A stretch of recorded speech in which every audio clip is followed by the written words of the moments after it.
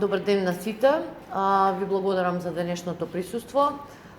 Денеска е втората пресконференција на тема ЕУ интеграција како Стопанска комора на Северна Македонија. За нас од исклучително значење е нашата вклученост во понатамошниот процес на преговори. Она што денеска би сакале да го истакнеме е еден од секторите кој ќе биде еден наш голем предизвик, а тоа е агросекторот, агропрехранбениот сектор, за кој во рамки на кластерите кои се дел од преговарачкиот процес, кластерот 5 е комплетно посветен на агросекторот, односно е кластер за ресурси, земјоделство и кохезионата политика, вклучување на Република Северна Македонија во кохезионата политика. Во рамки на овој кластер, поглавјата 11, 12, 13, 22 и 33 се дел од овој кластер и скрининг процесот во овој дел од страна на презентирање на нашите институции што е постигнато е веќе завршен и владата очекува да добие комплетен извештај за она што треба дополнително да се заврши. Кластерот 11 го покрива земјоделството и руралниот развој и е исклучително важен затоа што во рамки на овој Македонија ќе треба да се усогласи со голем број на обврзувачки правила, особено она што е важно, дека треба да се усогласи со заедничката земјоделска политика на Европската Унија. Поради важноста на оваа област и поглавјата кои се опфатени во неа, оваа политика се креира и спроведува од страна на Европската комисија и дури за земјите членки поединечно важи севкупната европска регулатива. Значи, поединечно земјите членки не ги креираат своите политики, туку тие се креирани од страна на Европската комисија. Тоа ќе важи и за нас и затоа од исклучително важност е нашето учество како Стопанска комора во целиот овој процес, за да можеме соодветно да ги насочуваме и информираме нашите компании. Второто поглавје, поглавјето 12, исто така е од исклучителна значајност, бидејќи се работи за безбедност на храна, ветеринарни и фитосанитарни политики. Ова поглавје од страна на Европската комисија исто така е унифицирано за сите земји членки на Европската Унија и се грижи, согласно слоганот кој Европската комисија го има, за безбедност на храната, обезбедување на безбедна храна, од нива до вилушка. Тоа е слоганот кој веќе со години Европската комисија го променува и тука се најригорозните мерки кои треба да бидат опфатени. Поглавјето 13 се однесува на рибарство и тука Македонија, бидејќи не искача на море, нема големи обврски во врска со тоа. Поглавјето 22, кој е дел од овој кластер, исто така се однесува на регионалната политика, координација и структурните инструменти. И овој кластер пред се внимание ќе биде посветено на искористување на ИПА фондовите кои се веќе достапни на Република Северна Македонија, меѓутоа правилниот рамномерен регионален развој и создавање на еднакви можности за сите во регионот ќе игра големо и клучно влијание, особено во искористувањето на ИПА средствата и покрај тоа исто така грижата ќе биде посветена на административните капацитети на земјата за искористување на ИПА фондовите. Поглавјето 33 се однесува на финансиски и буџетски одредби, кои е генерално за државата, меѓутоа голем дел од овие обврски се однесуваат и на агросекторот. Јас тука не би должела многу, сега би сакала поконкретно што е она како предизвик што не очекува во аграрниот сектор, да слушнеме од колегата Васко Ристовски, кој е воедно и задолжен за овој сектор во рамки на Стопанската комора на Северна Македонија. Васко, повели. Јадранка, благодарам. Како што кажа колешката, со отпочнувањето на формалното на преговорите, односно скринингот кој започна лани и треба да заврши оваа година во ноември, комората активно се вклучи во целиот овој процес и со претходни консултации со компаниите, со стручни анализи подготви еден сет барања за дополнителна поддршка на домашната економија од страна на Европската Унија, која веќе многу пати беше спомената од нивна страна, со цел да го зекнеме барањето за неопходност, значи како и финанси, така и за неопходност од пролонгирање на одредени примени законски одредби кои што ќе представуваат проблем или пак ќе имаат финансиски импликации врз компаниите и нивното делување. Зашто понатаму ќе и елаборирам подетално на какви се проблеми можеме да не идеме, односно тоа е искуството од другите земји пред се оние во регионот што последни се приклучија.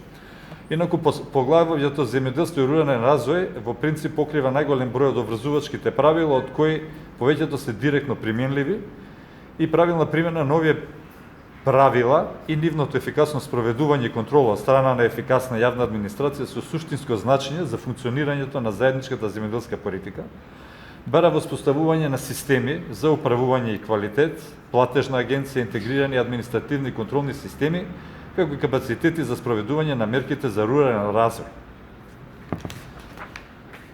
Поглавието 11, како што кажа и колешката, е земјоделство и рурален развој, во принцип опфаќа најголем дел од целосната земјоделска легислатива.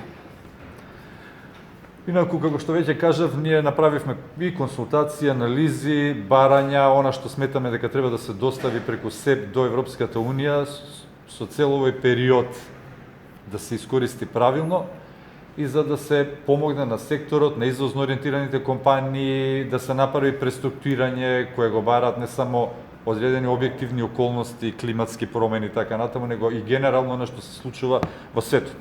Во делот на прехранбените производи од животинско потекло, најголем дел од врските кои ги имаат како држава преземено за усогласување со законодавството на ЕО, со самото тоа и за извозот на европскиот пазар се преземени и завршени. Тука се мисли пред се на исполнување на стандарди од страна на компаниите, интеграции на Агенцијата за храна и ветеринарство која го покрива целосно работењето на оваа индустрија.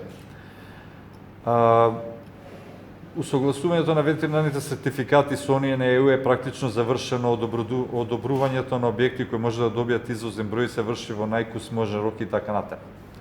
Во овој дел потребно е да се побара тргање за забрана за движење поради болести, кои одредени стопански дејности, како што е например месната индустрија, нешто што требаше да се направише пред многу години, која представува сериозна бариера за дел од прехранбената индустрија кај нас, поголеми финансиски средства од Европа за опремување на национални референтни лаборатории, донирање средства, опрема и обука на кадар. Ова не случајно го кажам, ова е посебно важно затоа што ние во принцип такво нешто немаме, секој пат губиме време користејќи лаборатории дали во соседството или во Европа, а имање да се има лабораторија која е опремена со кадар, со средства, има доволно финанси, обучени луѓе, е една од клучните работи за брзо делување кога имаме одредени проблеми. Во делот на прехранбени производи од неживотинско потекло, тука сме целосно усогласени. Овој дел е далеку полиберален. Повторно, нагласуваме дека треба да се побарат финансиски средства за одредени постоечки лаборатории за испитување на резидуи, прашање кое е многу популарно секогаш кога имате проблем при извоз или увоз, се алудира на резидуите, за да не се губи време, треба и во овој дел да се подготвиме, со цел да се големи бројот на испитани препарати, како гаранција за безбеден производ кој може да се извезе, односно увезе. Во делот на изградба на кафилерија, тоа е една од работите со која сме обврзани и која мораме да имаме, како обврска согласно легислативата на ЕУ, законот за нус производи кај нас е неодамна донесен, меѓутоа наредни активности се во делот за распишување на избор за фирма, за потребна документација и тендер за изведувач. Во овој дел може да се бара од Европа да помогне во пренесувањето на најдоброто искуство. Ние имавме можност минатата година со еден дел од компаниите да посетиме кафелеријата во Загреб, која е изградена во јавно-приватно партнерство, имаше тука и голем дел средства од Европската Унија, која функционира одлично, а тоа е обврска која ние мораме да ја исполниме. Генерален став е дека прехранбената индустрија во голем дел извезува или пак произведува за познат бренд во Европа. Целосно е подготвена за овој пазар и затоа е потребно да се отстранат сите забрани и бариери за забрзан и поголем пристап на домашните компании на европскиот пазар. Во насока на брзи прилагодување на земјоделско-прехранбениот сектор кон новонастанатите услови, но и барање одат и последните активности на генерален план. Организацијата за храна и земјоделство при Обединетите нации ФАО и незините партнери неодамна ја представија иницијативата за високо влијание, односно висок импакт, врз трансформацијата на системите за земјоделство и храна, која има за цел да ги приближи сите партнери засегнати страни, да ги трансформира земјоделско-прехранбените системи во насока на подобро производство, подобар квалитет, подобра животна средина и подобар живот, не оставајќи никого за себе. Со оваа иницијатива се повикува меѓународните организации, финансиски институции, приватниот сектор, сите партнери, научните институции и стопанските комори да им помогнат на земјите да ги трансформираат нивните земјоделско-прехранбени системи и да го забрзаат темпото на овие процеси во земјите. Ова е нешто што и нас не очекува и е еден дел од генералните обврски, а ние треба да искористиме она што сега ни се нуди од Европа, дополнителни средства, како причина да го преструктурираме сектор. Зголемувањето на постојачките инвестиции, нови потребни финансиски ресурси, како и примената на нови финансиски инструменти, вклучувајќи механизми за управување со ризик, остануваат главен приоритет. Сето ова произлезе од последните податоци кои велат дека по завршувањето на ковид периодот, наспроти оној период кога почна ковидот, во светот имаме околу 130 милиони повеќе луѓе кои се соочиле со глад. А проекциите дека до 2030 година тој број ќе се зголемува.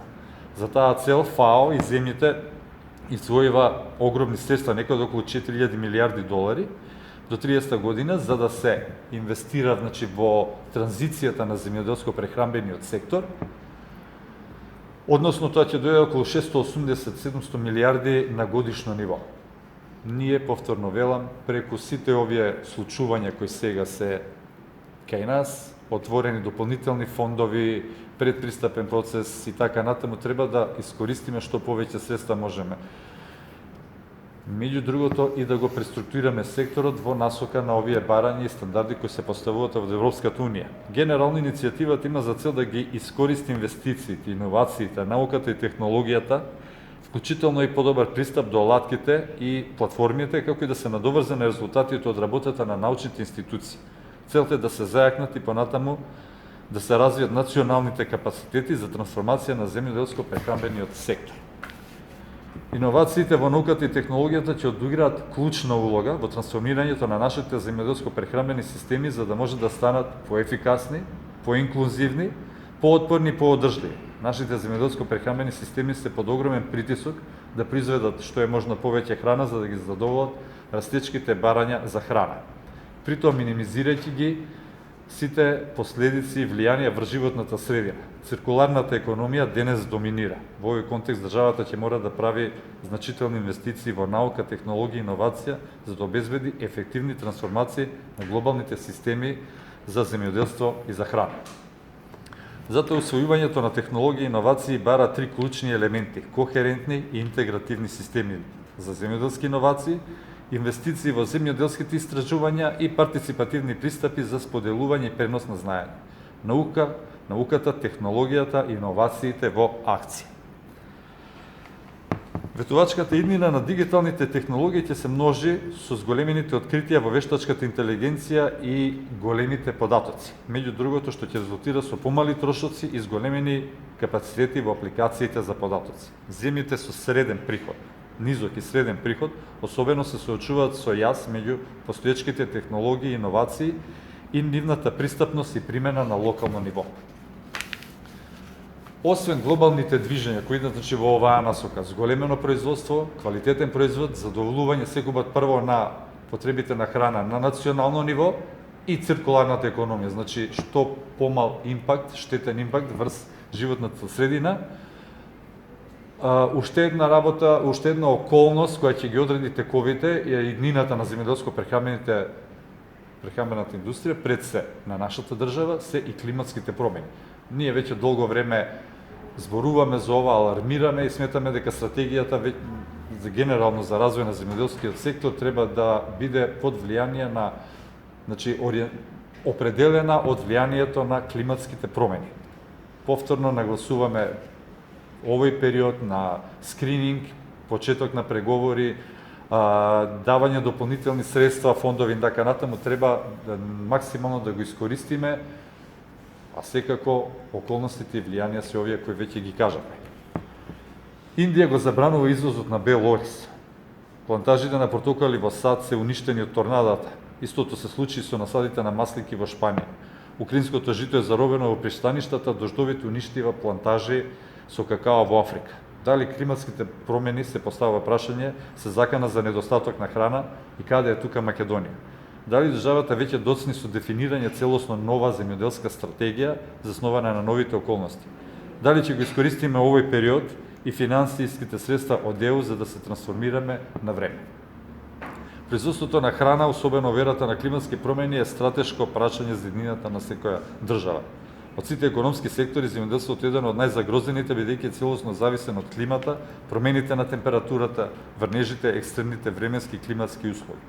Сепак врската меѓу земјоделството и климатските промени не е толку едноставна. Земјоделството има важна улога во облажување на климатските промени, но земјоделскиот сектор е еден од изворите на стакленички гасови и придонесува за истите. Одржливоста на земјоделското производство зависи од подготвеноста за воведување нови практики за економско управување. Производството на храна е исклучително сложен процес кој зависи од бројни фактори, како таков представува голем предизвик. Како резултат на климатските промени, загадувањето на почвата, атмосферата и водата, производството и квалитетот на храната, како и самиот опстанок на многу растителни и животински видови стануваат се позагрозени. Доаѓа до намалување на приносот на земјоделски култури поради дополнителните топлотни бранови, сушата кои стануваат се почести, поинтензивни и подолготрајни.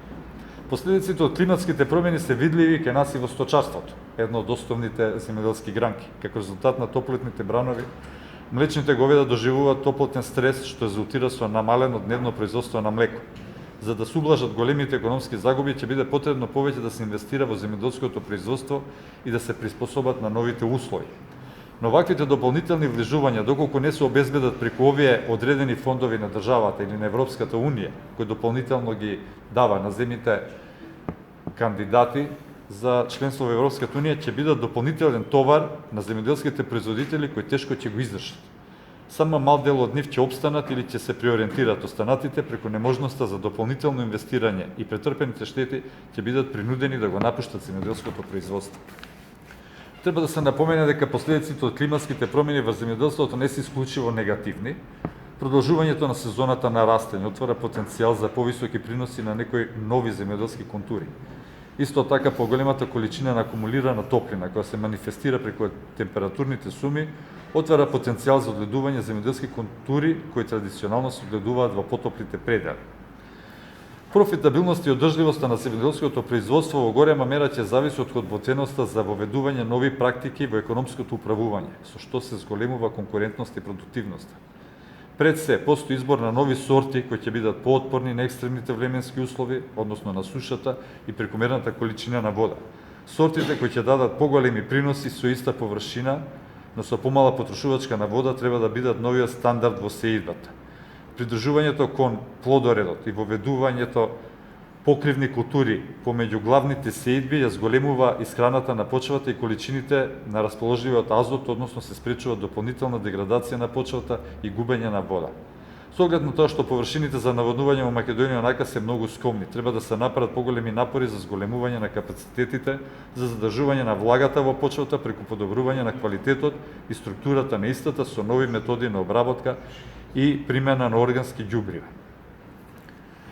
Сепак, остануваат и некои работи кои треба да си ги завршиме како на крајот, како резиме на сетоват, остануваат и некои работи што треба како држава да си ги завршиме како домашна задача, за да го подготвиме што е можно подобро секторот за она што следи. Доколку сакаме да развиваме економија и прехранен сектор, ќе треба да ги изедначиме условите за работа на домашните компании со оние на Европската Унија. Да усогласиме пред се нашите правилници и закони со нив, да ги усогласиме царинските давачки и тоа пред се во делот на суровините кои не ги произведуваме или ги имаме во недоволни количини. Додека Европската Унија развива пазарно стопанство, ќе нас се форсира договорно кој иде на товар воглавно на големите извозно ориентираните компании, купувајќи при тоа социјален мир кој како бумеранг потоа им се враќа на компаниите. Државата особено треба да посвети внимание и на работната сила во овој сектор, преку дополнително стимулирање на младите од руралните средини кои ќе одлучат да се занимаваат со земјоделство, но и обезбедување на животни услови како и оние во градовите. Македонското село е во исклучително лоша состојба. Неопходна интензивна модернизација на животот за земјоделските средини со подобрување, изградба на инфраструктура со повисок карактер, олеснителни кредити за развој на семејната фарма, како и дополнителни субвенции за останување и работа во руралните средини. Концептот паметни села веќе одамна екзистира во Европската унија. Комората во изминатите неколку години укажуваше на истиот. Ова не може да се направи изолирано, туку треба да биде вградено во пошироките стратегии за регионален развој. Концептот на Smart Villages е територијално чувствителен, базиран на потребите и потенцијалите на соодветна територија и под водство на стратегија, поддржан од новите или постоечки регионални стратегии. Една од главните причини за ниско и неефикасно земјоделство производство е најголемиот ограничувачки фактор за зголемување на конкурентноста на македонското земјоделство, а тоа се малите земјоделски стопанства и фрагментација на парцелите. Поголем дел од фармите се во собственост на мал број на земјоделски стопанства кои не се способни да генерираат доволен приход за пристоен стандард и живење и инвестиции во развој на производството на фармата. Затоа една од клучните мерки во создавање на конкурентен земјоделски сектор се однесува на земјишната политика, чија основна цел е да се консолидира земјиштето и да се регулира земјоделското земјиште. Ова особено кога е во прашање државното земјоделско земјиште. Доколку државата не го направи тоа во процесот на преговори со Европската унија или обезбеди дополнителен транзиционен период, истото при завршувањето на преговорите, односно на овој период, ќе биде откупено од странските компании по далеку пониски цени на штета на домашните производители и компании. Ова беше не баш накратко, меѓутоа едно излагање за тоа каде треба да се движи земјоделско-прехранбениот сектор наспроти климатските промени, тенденциите во Европа и во светот, а се во насока подобро искористување на средствата кои дополнително ни се нудат во овој период, кои треба максимално да го искористиме. За таа цел Комората соработува со сите релевантни институции, во контакте со секторот и ќе се потрудиме на максимален можен начин да допринесеме, да се преструктурираме и да го искористиме овој период, затоа што само доколку сме дел од Европската унија и имаме пристап на овие средства, ќе можеме да ги следиме и тековите, но и да конкурираме. Во спротивност, не ни е едината баш најдобра.